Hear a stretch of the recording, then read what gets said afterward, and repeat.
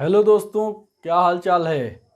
तो चलिए आज हम लोग साइंस स्टार्ट करते हैं कक्षा 9वीं की, है ना। तो पहला चैप्टर क्या है हमारे क्लास में।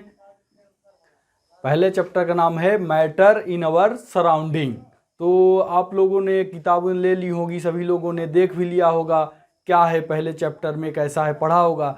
तो चलिए उसके बारे में आज हम लोग थोड़ा सा समझते हैं, उसकी बेसिक टर्म्स को कोशिश करेंगे कि एक ही वीडियो में पूरा चीज़ें पूरे कंटेंट आ जाए, है ना। चलिए स्टार्ट करते हैं। पहला टॉपिक क्या है हमारा, मैटर, है ना। Matter in our surrounding. तो मैटर होता क्या है ये हम लोग करते हैं मैटर से। मैटर, मैटर मतलब हिंदी में बोलते हैं पदार्थ। तो ये मैटर क्या होता है, तो हमारे जितनी भी चारों तरफ चीज़ें दिख रही हैं या हम उसको महसूस कर रहे हैं वो सब बेसिकली मैटर होता है। जैसे मान लीजिए ये बोर्ड हो गया, ये बोर्ड भी मैटर है ना। ये दीवार हो गई, मैटर है। यहाँ पे स्पेस में हवा है, वो भी मैटर हो गया, है ना। बाहर हम लोग जो कुछ चीज़ें देखते हैं सब कुछ मैटर में आ जाता है। तो हम लोग इसको परिभाषित कैसे करेंगे मैटर को, कि तो इसकी परिभाषा हो जाएगी anything that has occupy space and that has mass called matter. Anything that has mass and occupy space is called matter. मतलब कि जो हमारे चारों तरफ जितनी भी चीज़ें दिख रही हैं, जो कि क्या करता है, जिसके पास क्या होता है, मास होता है, मतलब कि द्रव्यमान होता है। साथ ही क्या करता है, वो एक स्पेस ग्रहण करता है, मतलब स्थान, या कि इसको वॉल्यूम भी बोल सकते हैं, वॉल्यूम। तो वो क्या होता है, मैटर होता है, ठीक है ना। और मैटर किससे मिलके बने होते हैं, मैटर छोटे छोटे पार्टिकल्स से मिलके बने होते हैं, छोटे छोटे पार्टिकल्स से मिलके मैटर बने होते हैं। तो anything that has mass and occupy space is called matter. और मैटर मिलके किससे बने होते हैं, पार्टिकल से। They are made up of particles. और मैटर के बारे में हम क्या बता सकते हैं, उसकी विशेषताओं को, we can either see, touch और फील देम, ठीक है ना। जैसे एग्जांपल दे सकते हैं, ये बोर्ड हो गया, चेयर हो गई, है ना, सॉइल हो गई, ये सब चीज़ें किस में आ जाती हैं, मैटर। इसके एग्जांपल में हम लोग लिख सकते हैं, क्या लिख सकते हैं एग्जांपल में, चेयर हो गई, सॉइल हो गई, और क्या हो सकता है, ये बोर्ड हो गया, है ना। सभी चीज़ें क्या हो जाएंगी, मैटर हो जाएंगी। अब आप लोगों से कोई सवाल पूछता है कि कुछ चीज़ें ऐसी हैं जो मैटर में नहीं आती हैं, तो हमको कंफ्यूज नहीं होना है, उसको बता देना है। जैसे मान लीजिए लाइट हो गई, लाइट प्रकाश, है ना। लाइट, लाइट क्या होता है, मैटर नहीं होता है लाइट, है ना। क्यों नहीं होता है लाइट मैटर, क्योंकि हमने मैटर की परिभाषा में क्या पूछा है, क्या बताया है, इसमें स्पेस होता है और मास होता है। तो स्पेस तो लेता है लाइट, लेकिन मास इसके पास नहीं होता है ना। इसी तरह से साउंड, जो हम लोग आवाज़ कर रहे हैं, जो बोल रहे हैं, ये साउंड भी मैटर में नहीं आता है। क्यों, क्योंकि इसके पास भी मास नहीं होता है। इसके साथ ही और भी कुछ चीज़ें हैं, जैसे मान लो पेन हो गया, है ना। मतलब जब हम दुखी होते हैं तो महसूस तो होता है, लेकिन उसके पास भी कोई मास नहीं होता है। साथ ही इसी तरह से हैप्पीनेस हो गई, ये भी मैटर में नहीं आता है, ठीक है ना।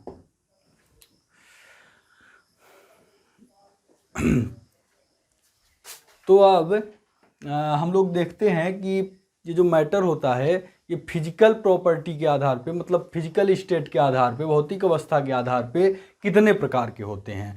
तो मैटर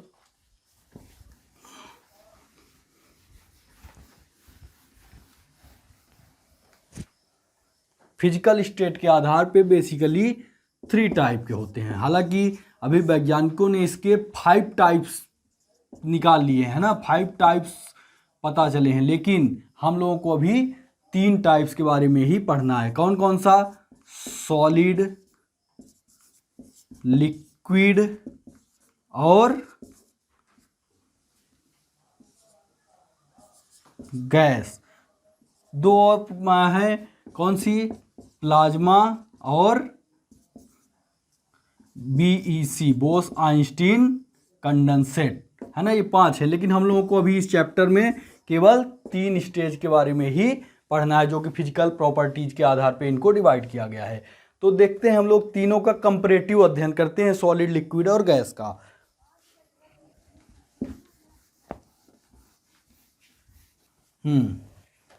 तो सॉलिड, लिक्विड और गैस, तो हम ये तीन टाइप्स होते हैं, ठीक है ना। तो सॉलिड जो है वो इसका जो एक शेप होता है वो कैसा होता है, डिफिनाइट शेप। कैसा होता है, डिफिनाइट शेप होता है, डिफिनाइट शेप। साथ ही इसका क्या होता है, डिफिनाइट वॉल्यूम भी होता है, ठीक है ना।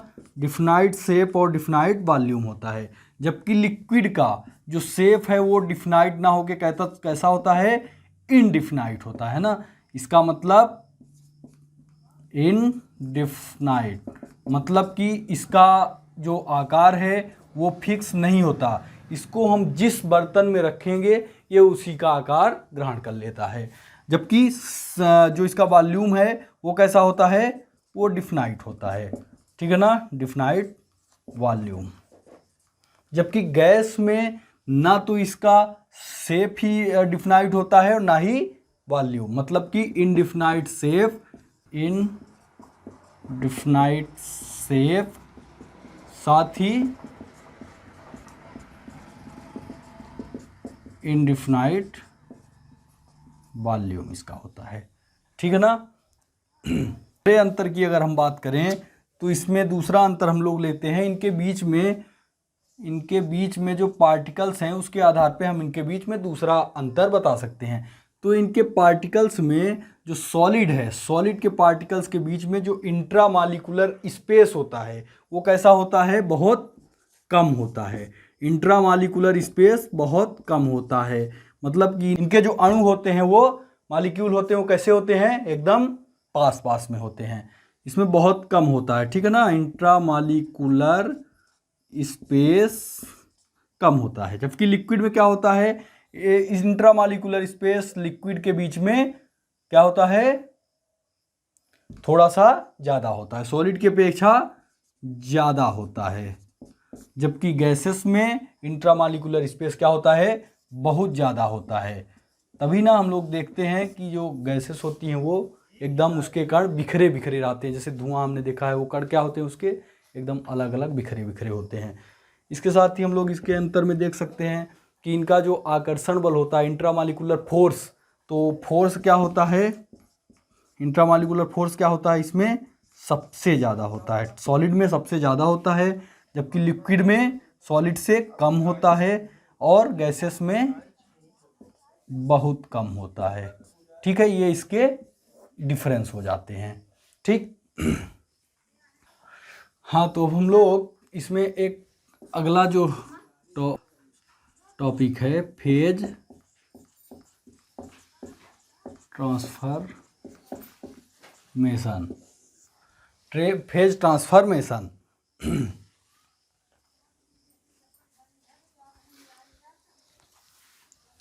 तो हमने क्या क्या पढ़ा, सॉलिड, लिक्विड और गैस। तो ये क्या होता है, सॉलिड लिक्विड में कन्वर्ट हो जाता है, लिक्विड गैस में कन्वर्ट हो जाती है, और गैस भी लिक्विड में कन्वर्ट हो जाती है, लिक्विड भी सॉलिड में, है ना। तो ये जो इनका कन्वर्जन है उसी को बोला जाता है फेज ट्रांसफॉर्मेशन।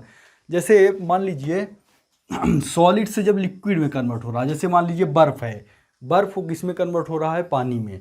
तो बर्फ़ को पानी में जो कन्वर्ट होगा उस प्रोसेस को क्या बोलेंगे, उस प्रोसेस को बोलेंगे क्या, इसका मेल्टिंग। क्या होगा, सॉलिड का मेल्टिंग, मेल्ट होगा जब सॉलिड, मतलब कि जब पिघलेगा तो किस में कन्वर्ट हो जाएगा, लिक्विड में। जबकि जो लिक्विड है वो जब गैस में कन्वर्ट होगा तो उसको क्या बोलेंगे, बॉइलिंग। क्या बोला जाएगा, बॉइलिंग। हाँ, इसका उल्टा भी होता है, गैस जो है वो लिक्विड में कन्वर्ट हो जाती है और लिक्विड जो है वो सॉलिड में कन्वर्ट हो जाती है। जब लिक्विड सॉलिड में कन्वर्ट होगी तो उसको बोला जाएगा सॉलिडिफिकेशन, सॉलिडिफिकेशन। जबकि जो लिक्विड जब गैस लिक्विड में कन्वर्ट होगी तो उसको क्या बोला जाएगा, कंडेंसेशन। क्या बोला जाएगा,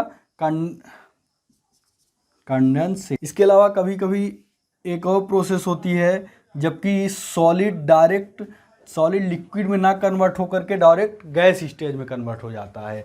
जब सॉलिड डायरेक्ट गैस में कन्वर्ट हो जाएगा उसको हम बोलेंगे, क्या बोला जाएगा, सब्लिमेशन। सब्लिमेशन, इसका एग्जाम्पल क्या हो सकता है, जैसे हमने देखा होगा सॉलिड CO2, साथ ही हमने कैम्फर देखा है ना, कपूर भी इसका एग्जाम्पल होता है, जो कि अगर हम उसको सॉलिड स्टेज में होता है, जैसे हम खुला छोड़ेंगे हवा में, वो लिक्विड में ना कन्वर्ट होकर डायरेक्ट किसमें कन्वर्ट हो जाएगा, गैस स्टेज में। ठीक है। हाँ, तो जो गैस है लिक्विड में जब कन्वर्ट होती है गैस, तो उसको हमने बताया कि कंडेंसेशन बोला जाता है। एक कंडेंसेशन के अलावा कंप्रेशन भी होता है।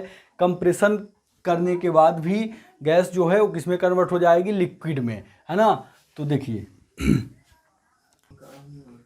तो ये जो फेज ट्रांसफॉर्मेशन है वो कैसे होती है, सॉलिड को जब हम क्या करेंगे, सॉलिड को हीट देंगे, क्या करेंगे, हीट देंगे, मतलब गर्म करेंगे तो किसमें कन्वर्ट हो जाएगा, लिक्विड में, है ना। और जब लिक्विड को हीट देंगे तो ये किसमें कन्वर्ट हो जाएगा, गैस में। इसी का उल्टा, जब गैस को क्या करेंगे, कूल करेंगे, तो ये किसमें कन्वर्ट हो जाएगा, लिक्विड में। और जब लिक्विड को कूल करेंगे तो किसमें कन्वर्ट हो जाएगा, सॉलिड में।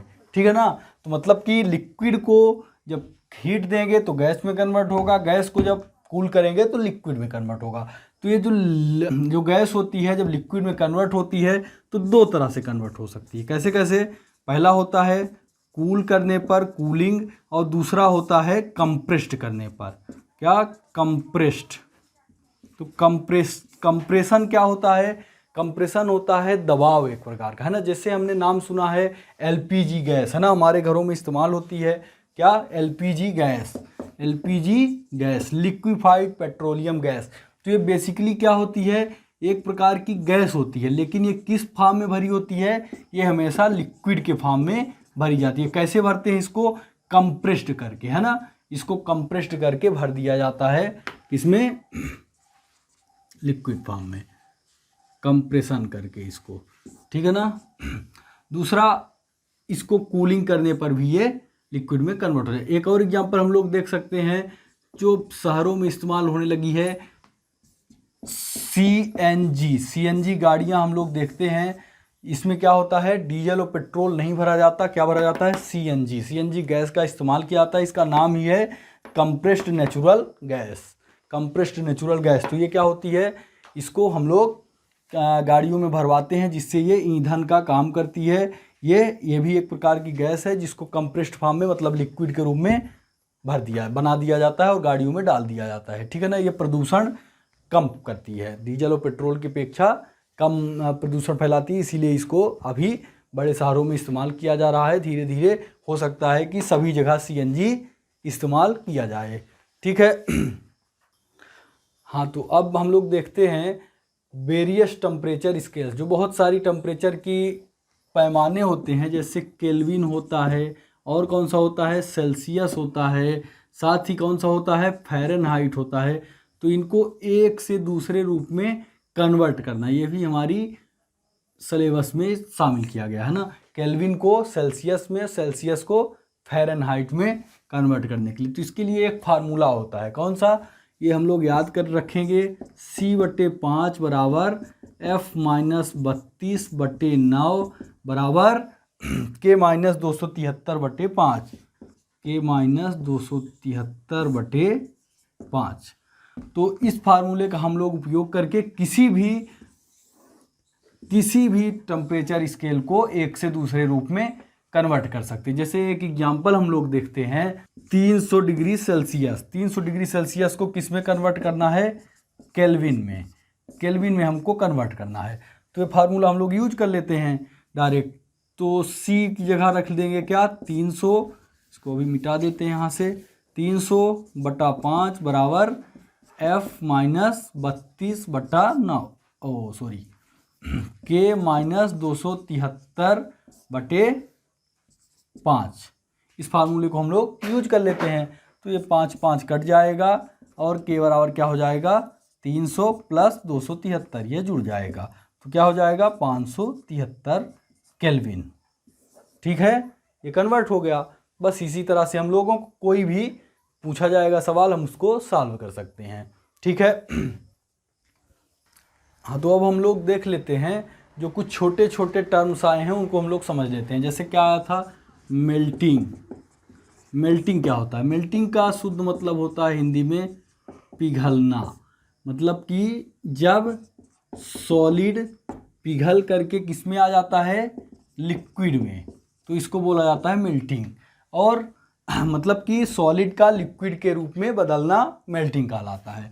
और होता है मेल्टिंग पॉइंट। मेल्टिंग पॉइंट क्या होगा? तो मेल्टिंग पॉइंट है वो टेम्परेचर जिस पर क्या होता है, सॉलिड लिक्विड में मेल्ट होने लगता है ना, जिस पर सॉलिड लिक्विड में बदलने लगता है, उसी को मेल्टिंग पॉइंट बोला है। उस टेम्परेचर को, है ना, ये टेम्परेचर होता है, उस टेम्परेचर को मेल्टिंग पॉइंट बोला जाता है। इसी तरह से क्या होता है, बॉइलिंग। बॉइलिंग क्या होता है? बॉयल मतलब उबलना हिंदी में, है ना, उबलना। तो वो प्रक्रिया जिसमें क्या होता है, लिक्विड अपने गैस स्टेज में कन्वर्ट होने लगती है। लिक्विड क्या होती है, गैस में कन्वर्ट होने लगती है, उसको बॉइलिंग बोला जाता है। अब बॉइलिंग पॉइंट क्या होता है?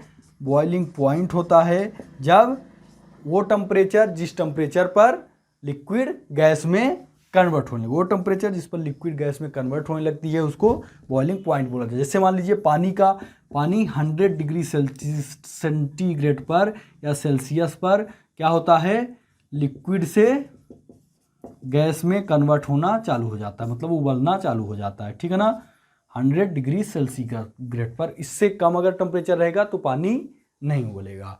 ठीक है, हम लोग जो लिक्विड है वो जब गैस में कन्वर्ट होता है तो ये दो प्रक्रिया से होता है। कौन कौन सी? एक होता है बॉइलिंग और एक होता है इवेपोरेशन, है ना, बॉइलिंग और इवेपोरेशन। तो इन दोनों को हम लोग अध्ययन कर लेते हैं डिफरेंस के आधार पे, है ना। तो जो बॉइलिंग होती है, बॉइलिंग क्या होती है हम लोगों ने पढ़ लिया, क्या, लिक्विड का गैस में बदलना। इवेपोरेशन क्या होता है? इवेपोरेशन में भी लिक्विड किस में कन्वर्ट होने लगता है, गैस में कन्वर्ट होने लगता है। तो इन दोनों में अंतर क्या होता है? देखिए, जो बॉइलिंग होती है, ये बॉइलिंग कैसी प्रक्रिया होती है, एक फिक्स टेम्परेचर पर। जैसे हमने पानी का बताया कि पानी 100 डिग्री सेल्सियस है तभी कन्वर्ट होगा गैस में। इसी तरह से जितने भी लिक्विड हैं सबका अपना एक बॉइलिंग पॉइंट होता है। तो इसका मतलब क्या होता है, इसके लिए क्या चाहिए, फिक्स टेम्परेचर, फिक्स टेम्परेचर। जबकि जो इवेपोरेशन है उसमें क्या होता है, कोई भी टेम्परेचर इसके लिए चल जाएगा, कोई फिक्स टेम्परेचर की आवश्यकता नहीं है। मतलब कि ये एनी टेम्परेचर पर ये कन्वर्ट होने लगेगा, है ना, लिक्विड से गैस में। दूसरा इसमें अंतर क्या होता है, ये कैसी है, ये बल्क फिनोमिना होता है। कैसा होता है, बल्क फिनोमिना। मतलब कि बॉइलिंग जो होती है, जब हम उसको, जैसे मान लीजिए एक तबेला है, उसको हमने आग में रख दिया तो उससे नीचे से भी ऊपर से भी, मतलब हर जगह से उसमें बॉइलिंग होना चालू हो जाएगी, वो हर जगह से लिक्विड गैस में बदलनी चालू हो जाएगी।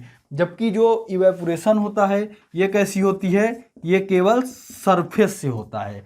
मतलब कि मान लीजिए जैसे पानी गिरा है तो वो कहाँ से, वो पहले ऊपर का उठेगा, है ना, पहले ऊपर का लिक्विड से गैस में कन्वर्ट होगा, उसके बाद नीचे वाली परतों से इवेपोरेशन चालू होगा, है ना। मतलब ये सरफेस वाली प्रोसेस है, सब ये सरफेस जितना लंबा सरफेस होगा उतना ज़्यादा इवेपोरेशन होगा। ठीक है ना।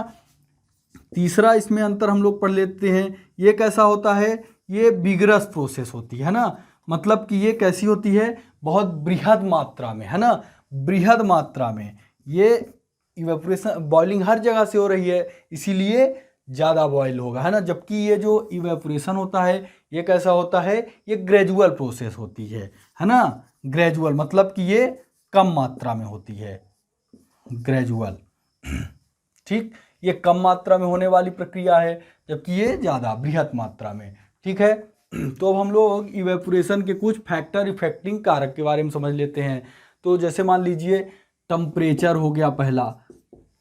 जब टेम्परेचर क्या होगा, हम लोग इंक्रीज करेंगे। जब टेम्परेचर, इधर नहीं दिख रहा होगा, यहाँ देख लेते हैं। जब हम लोग टेम्परेचर को क्या करेंगे, इंक्रीज करेंगे, तो जो हमारा इवेपोरेशन है वो क्या होगा, इंक्रीज हो जाएगा। ठीक है ना। और जब हम क्या करेंगे, जब हम लोग क्या, हवा जो विंड स्पीड है, विंड स्पीड है, इसको हम लोग बढ़ा देंगे तो इवेपोरेशन की रेट भी हमारी बढ़ जाएगी। ठीक है।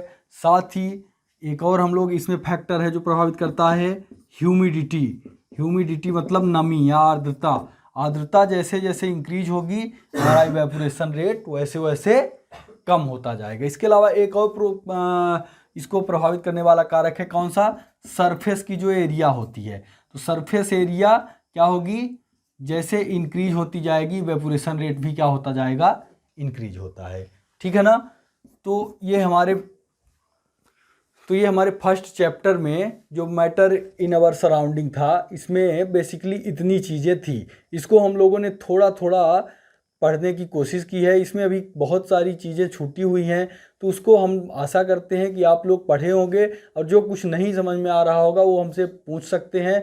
अभी इसमें एक दो क्वेश्चंस हैं जो आप लोग समझ सकते हो इस चैप्टर को पढ़ने के बाद। जैसे मान लीजिए एक क्वेश्चन हमारी इसमें है कि मान लीजिए कोई फ्रिज में रखा हुआ बॉटल है, जब उस बॉटल को निकालते हैं तो बॉटल के बाहर क्या होता है, पानी लगा रहता है।